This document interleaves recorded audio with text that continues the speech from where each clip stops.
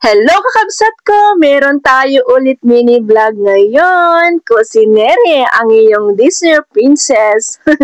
Eme. Ha?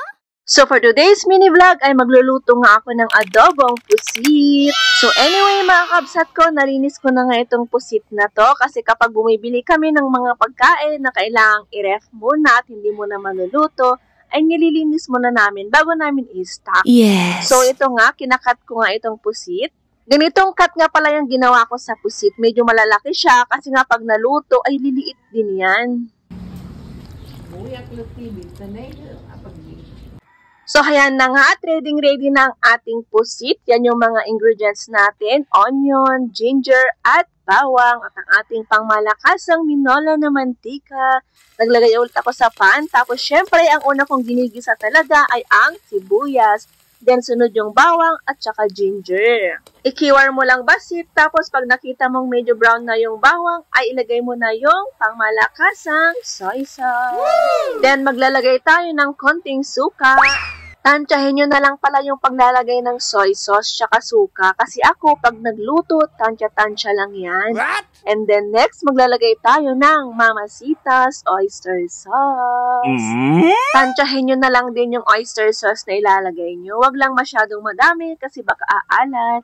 And of course, ilalagay na natin ang pusit para ready na. Ihalo-halo na lang natin ng mabuti.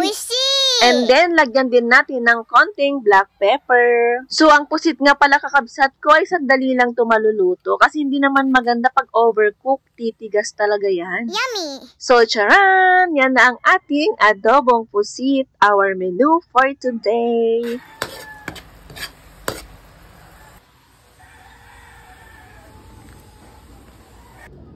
Wow! Perfect!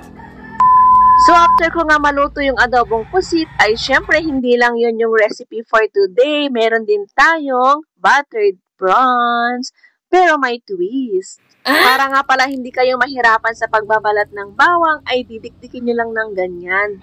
O, diba? Tapos, mabilis na lang niyang balatan. O, tingnan nyo. Oh, diba? Okay. Syempre, lumang technique na yan. Alam nyo na yan, pinagayabang ko lang. At dahil buttered prawns ang lulutuin natin ay syempre gagamit tayo ng dairy cream na butter. Wow! Sirat lang natin yan ng konti kasi konti lang yung gagamitin natin. Hindi naman kasi madamihan yung lulutuin natin prawns.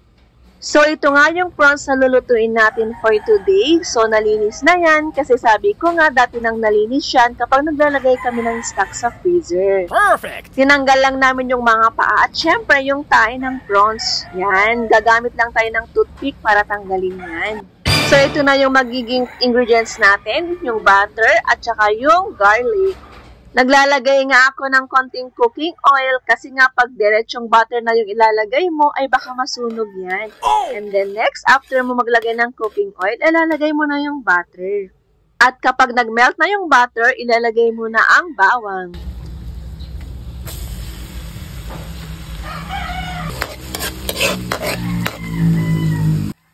Hintayin mo nga palang medyo mag-brown yung bawang, saka mo lalagyan ng tomato paste. Wow! After ng tomato paste, ay banana ketchup naman. Mas maigi sigurong tomato ketchup ang ilagay. And then, oyster sauce. So nice. Then, syempre, para mas masarap, maglalagay tayo ng Sprite. Sprite nga pala yung nilagay ko kaysa water para naman mas masarap.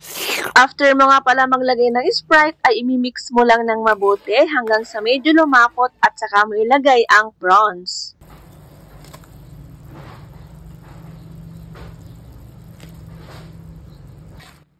Then, mix ulit hanggang sa maluto ang prawns. Wow! And then, after 2 to 3 minutes, ay hayan na, charan, luto na ang ating prawns.